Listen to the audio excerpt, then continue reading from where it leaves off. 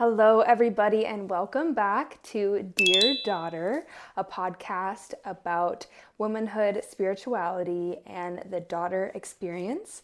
My name is Stephanie Robinson, and I am the host and the creator of this podcast.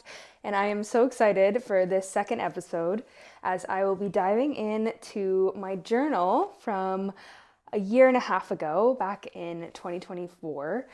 And I'll be going through two different stories, two different experiences I know that many daughters, many women have. And then I will be looking at them from the lens of which I have now, in the sense of maturity, understanding, and my faith in bringing that in. So I invite you all to take some time, sit down, and listen up.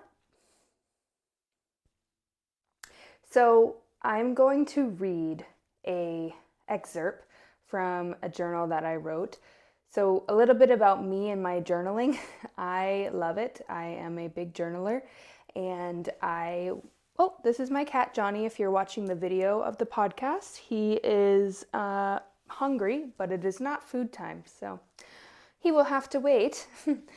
Anyway, so I journal every day. I write every day. I love writing, and it is so cathartic. It's so freeing. And I started really journaling back in 2023 when I was in this one of many rock bottom moments. I started doing the artist way, and that requires one to write 3 pages every morning, a stream of consciousness, if you will. And though I've had my struggles with completing the entirety of the artist way, I have continued to take the principles of it, which is writing daily and having artistic, creative dates and alone time with myself, essentially. And so when I write, sometimes what comes through is channeled and not my own doing. And I very often will write to God, I'll write to Source questions, and I will get back some answers and some channeled messaging. So I will sprinkle that into this episode as well. And the first one that I'm going to read is about pain in the body. And I'm someone, unfortunately, and fortunately, we'll get to why, has experienced immense chronic pain. I've dealt with just a continuous irritation in my hip and my whole left side of my body, my shoulder for a really long time. I had an ankle injury that I never properly healed that has, domino effect throughout my whole body, amongst many other things. My pelvis, my pelvic bones, my pelvic area. And I've just lived with it for so long, and I have gone to every healing modality, right? Every chiropractor, acupuncture. I was getting acupuncture twice a week, Reiki, massage, right? I've done every physical manipulation for this work to heal, right? Because I thought, it's just the physical. And as I have come to understand that our emotional body and the trauma that we experience is stored in our tissues. Our issues are in our tissues, as my yoga teacher trainer always likes to say. Shout out Katie O'Connell at Dragonfly Yoga Barn. Our issues are in our tissues, meaning that if we have experienced trauma or emotional distress, and it is not processed, then it stays in the body and manifests into pain because that was not emotionally given an outlet to actually release. And I am someone that has, and does, I'm getting better, suppress a lot. I, never felt very safe to cry. I distinctly remember when I was, I would have those tears well up.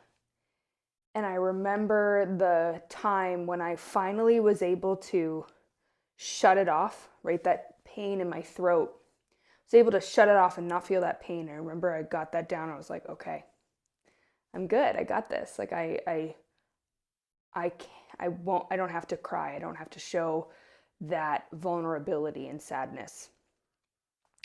I was probably 10 or 11, and I'm not a crier. Very rarely does one see me cry. And that's okay with me. I will cry tears of joy a little bit now. I'll have those moments of, a little weep or what have you. I'm more of an anger. I get it out that way, which is a secondary emotion. And I'm certainly would love to be more cathartic and have those moments in that safety in my body to release that way. And it will come. It will happen. I'm working on it.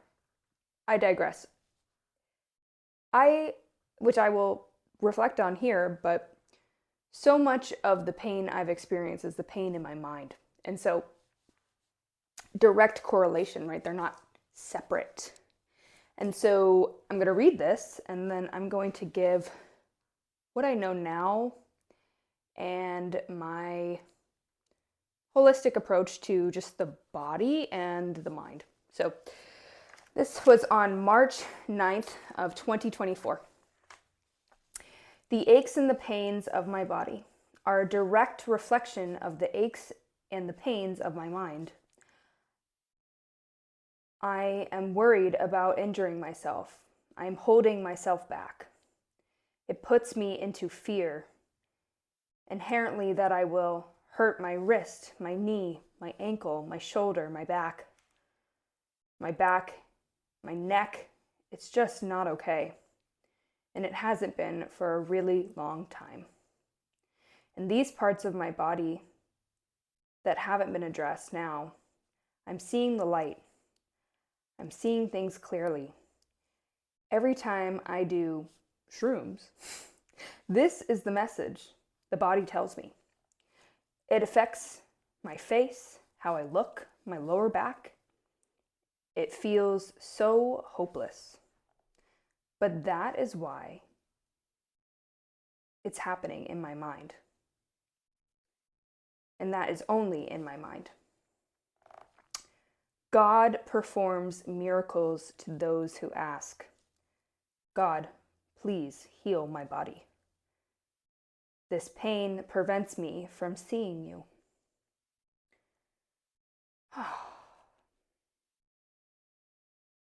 Hopelessness. Hopelessness is an emotion I've felt quite a bit in my life. And I've continued to overcome it.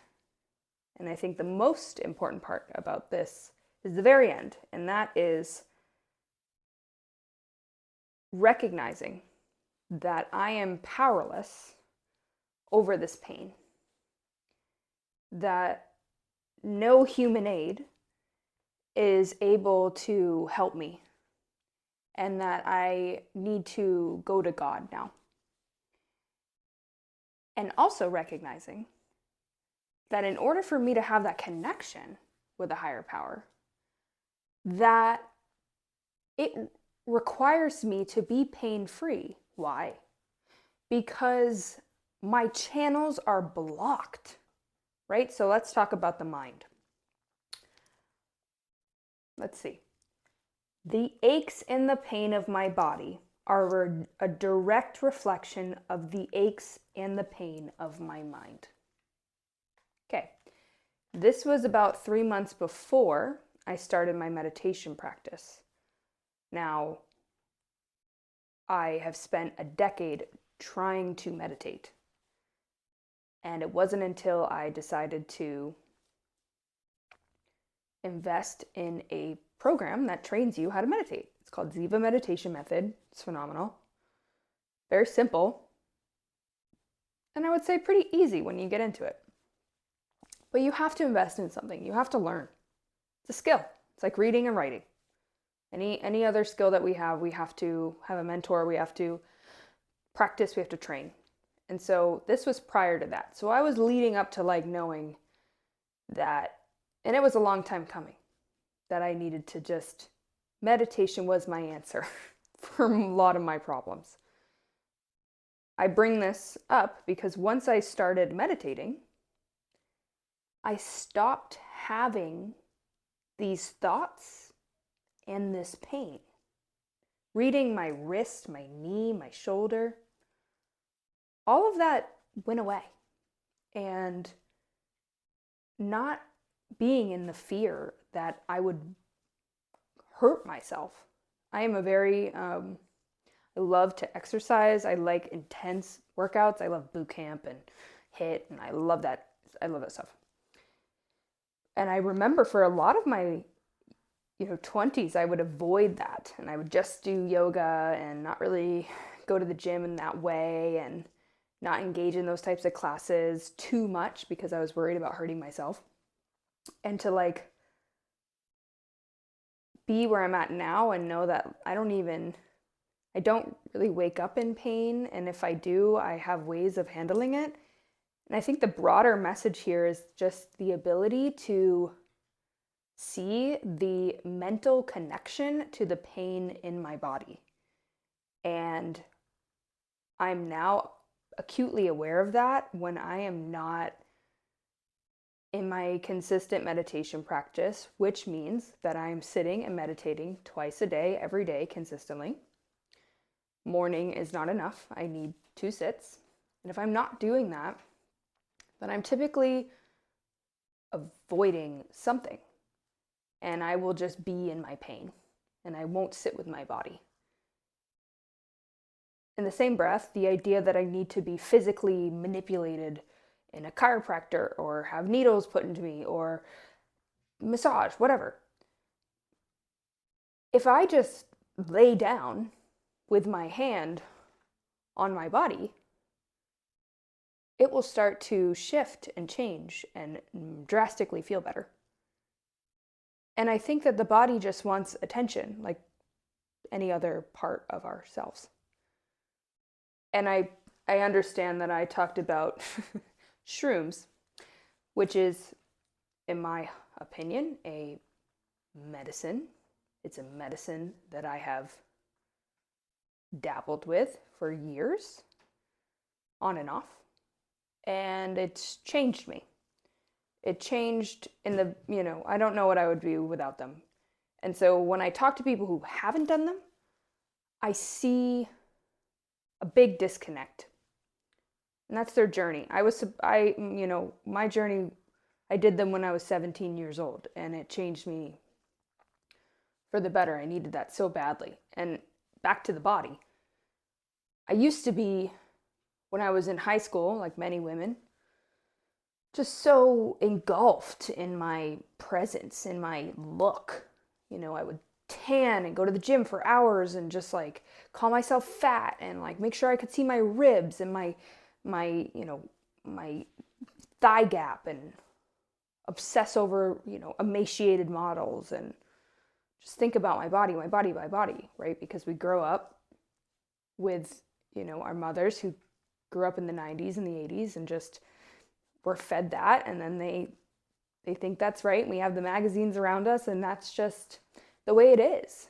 And I just remember, talking about tanning to like my prom date or something in high school, and he was just like, "Why would you tan? You're beautiful."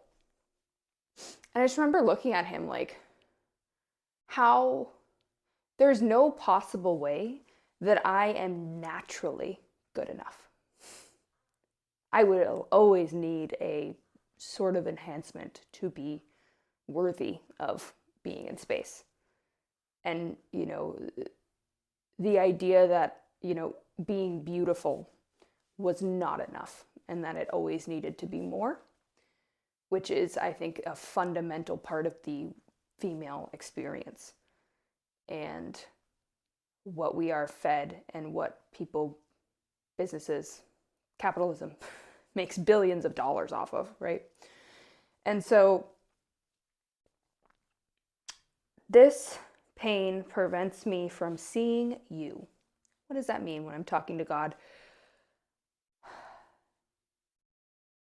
When I write to the divine and I am in conversation and I ask, what do I need to know? What do I need to do? It's very rarely that they're asking me to actually do anything. they're asking me to spend more time in stillness. Still waters run deep. The depths of which we meet ourselves is only the depths of which we can meet anyone else. So when you force yourself to sit like an animal, as Joe Dispenza would say, and meditate, when you don't necessarily want to, and you can't, I swear, when it's more difficult, I get a better meditation. I'm not sure why. There's never been a meditation that I've regretted. And even when I've done it poorly or wrong, it still helps, still makes a difference. It just allows me to be more clear so I can receive the messages that life is giving me at all times. That's what that means. And that's how this works. Do I not have any pain in my body ever and feel amazing all the time? Absolutely not. But my wrists don't hurt anymore. My shoulders are much better. When my hip is acting up, I know why. And also, with God, I can do anything. All right, everybody, I am back. Little camera malfunction. And I'm going to move on to the next part of my segment here, another page that I wrote. And this is about the difficulty with forgiveness, particularly for my mother, which many daughters experience, don't we? And I have, this is Tuna. This is my other baby. I have, I come back to the quote, or come back to the message of Yeshua, of Christ, about forgiving 70 times 7, 70x7. What does that mean? When I first read it, I was like, what does that mean? It's a very bizarre thing. But it's quite simple. So the idea that we forgive someone once and then it's done is elementary. It's a marathon, not a sprint. It's a process, not an event. 70 times 7. So you forgive someone one time 70 times, and you're going to do that 7 more times to get to that full expression of forgiveness. And in my opinion, I have experienced that, particularly with my mother. And so this was a year and a half ago, going on 2 years. And I'm going to speak to myself now about what I think about these words. So, I have a difficult time forgiving my mother because I want her to feel guilty for what she did to me. I'm stuck on the belief that she should have done all the things differently, but that goes entirely against the life that she lives. If she knew better, she would have done better. Forgiveness is the ego's kryptonite. I want her to feel bad for what she's done. I want her to see the mess she made. I always want to blame. My ego is clinging onto my mother for dear life. My ego is clinging to my mother for dear life. What do I mean by that? So, the ego wants a job, and so when we find peace and contentment and forgive all and love all, it doesn't have a job anymore. So it's going to claw at every single thing to keep you in that state of discontent, that place of just total misalignment with life and the constant need to chase the carrot, get on the hamster wheel, be the rat. And so my mother is my greatest teacher in my life. And I've come to accept, like even just reading this, like she's exactly who she's supposed to be. She has done her job exquisitely well with me. And I am so grateful that I have been chosen. I chose her. And I wrote a channeled message here That's also a bit, it says karma always comes back. It may not work in the way that you want it to, but the universe keeps score. And when one is unable to understand, they will be shown in other ways. Most importantly, I wrote, forgiveness is the key for you now and forever. Don't forget. Forgiveness is the key now and forever.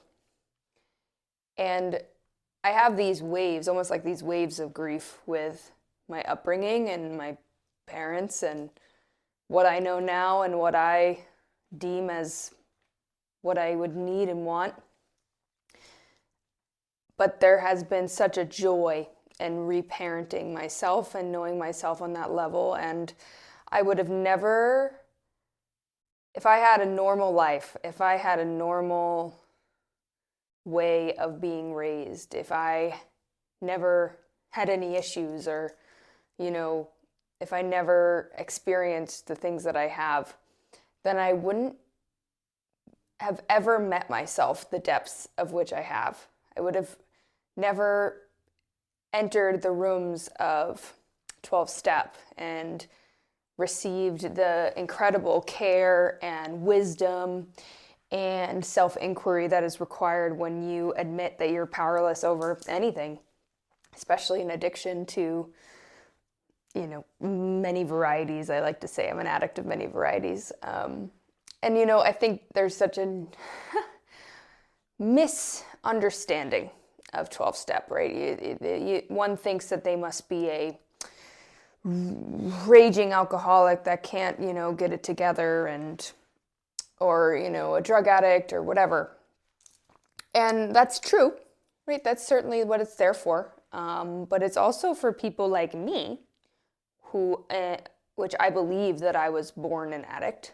I've had an addictive, personality to love and attention, validation, fantasy. My mind goes and goes right back to the meditation. Without it, it's just so funny to even think, not this time, 2024, I think I was a little bit better, but without my meditation practice and before I was really at the depths of myself and accepted that there's, what I've been doing isn't working. Like, I gotta go deeper. I gotta really meet myself in a way that I've never done before.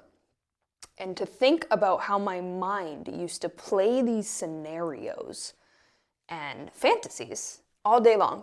Like, I lived there. Like, I just would go there all the time, the daydream. And I don't do that anymore. That stopped. And I can only accredit that to seeing my mind as something that can be tamed. And again, coming back to what I was saying before about the body, asking for help, not from a person, but from a source that has all the answers, that knows all the things. And I see it as like they're going to guide me into a direction in which someone can be of service, or bring something to light, or watch a show, watch a movie, have something come up on my Instagram feed that's going to lead me to water and be an assistance in that way. But back to forgiveness and back to writing this and back to that time of my life. I have come to understand and realize that whatever pain that others have caused me, that person has experienced the same amount, if not more pain than I have. And I am under the understanding, that's one way to say it, I know that my mom genuinely thinks that she did a fantastic job as raising me as a mother. She genuinely feels like that. And so, well, who am I to take that away from her? And for her not to understand my experience is probably for the best. And so she has her own demons and her own issues that have nothing to do with me. And so for me to want to blame and inflict, and all of it was a gift. All of it was a gift so I could be who I am today. If I didn't have a chance to finally be the breaker of the chains of my ancestry, that is deeply rooted in addiction. Everybody, both sides, alcohol, deeply, deeply rooted for decades, centuries probably. Irish, right? Irish, Scottish. And to be here sitting in sobriety with so much like reverence in that, so much comfort. So I love my sobriety. I love being sober. I love being sharp and not having my mind altered ever. Besides mushrooms. But like, I can't even do that anymore right now. I haven't been able to do that for over a year.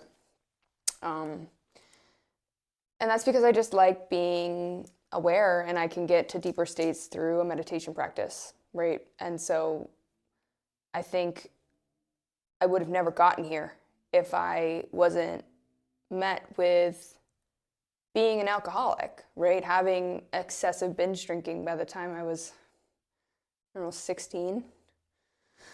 And I always knew I would like get blackout drunk, but I would always be like, well, I'm not going to drink someday.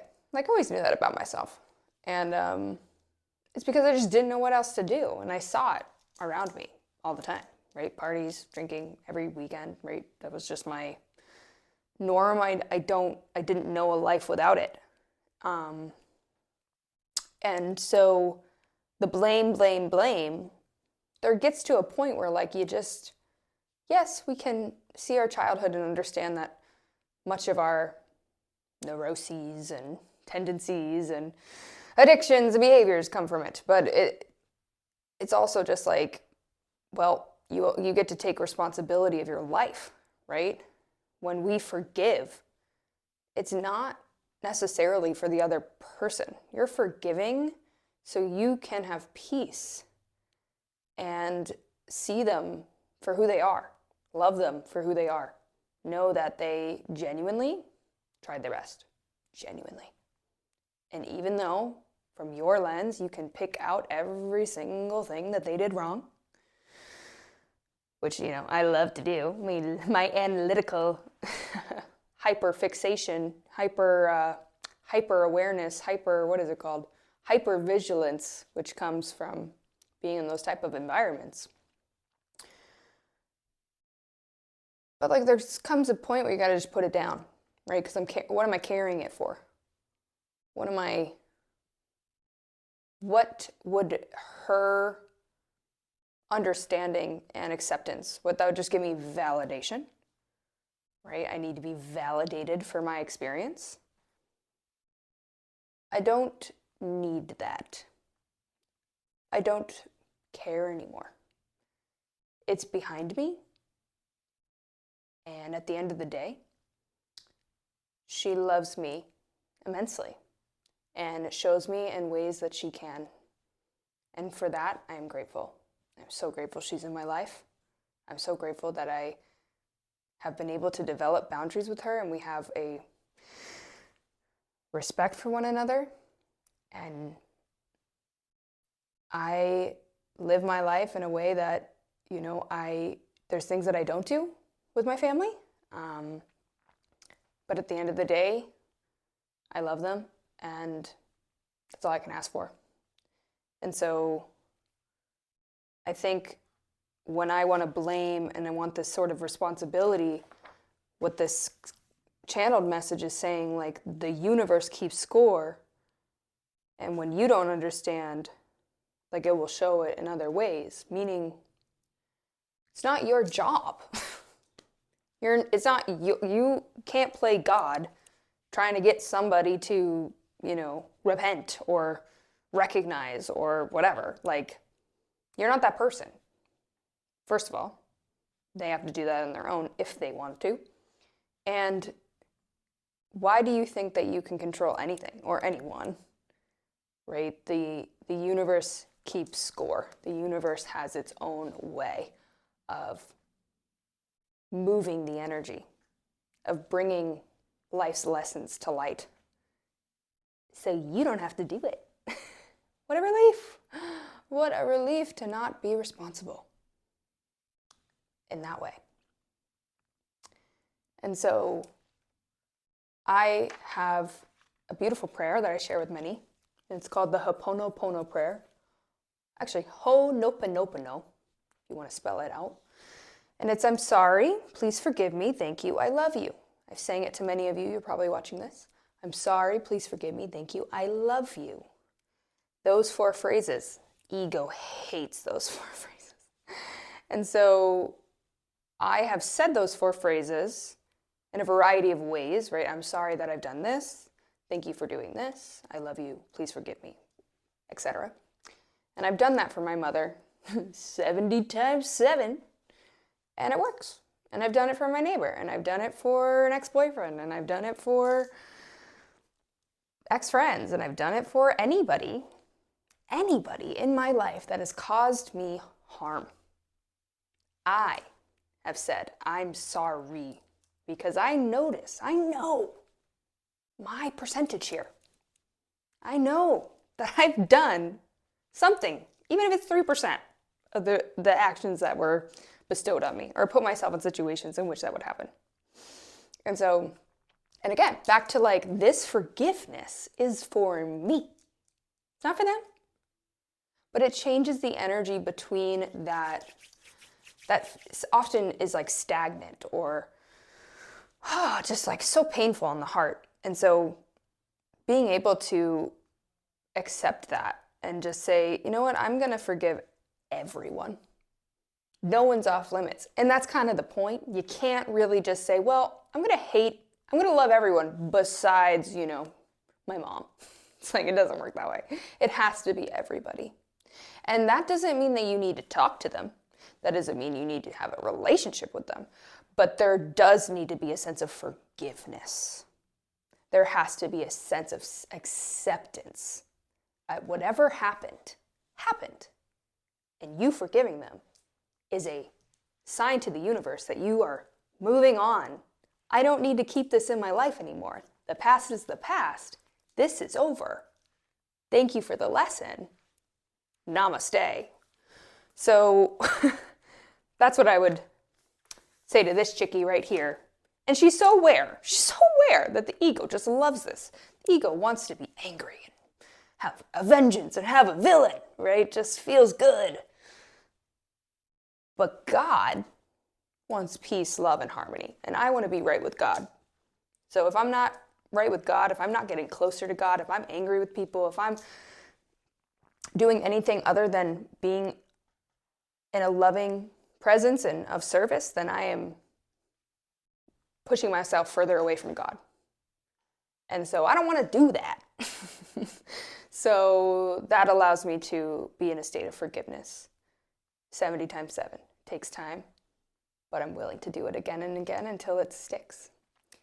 So those are the 2 that I wanted to read today. I invite you to share your stories with me, and I would love to bring them to this podcast and dissect them and make you feel like you're seen, you're heard, you're not alone. And I would love to hear your experience about womanhood, your daughter experience, your way of forgiveness, the trials and tribulations with the body, and anything I talked about today or beyond. I am available for it, and I would love to hear you. So the submission link is below, and I will be back with another episode next week. Thank you so much, and have a beautiful day.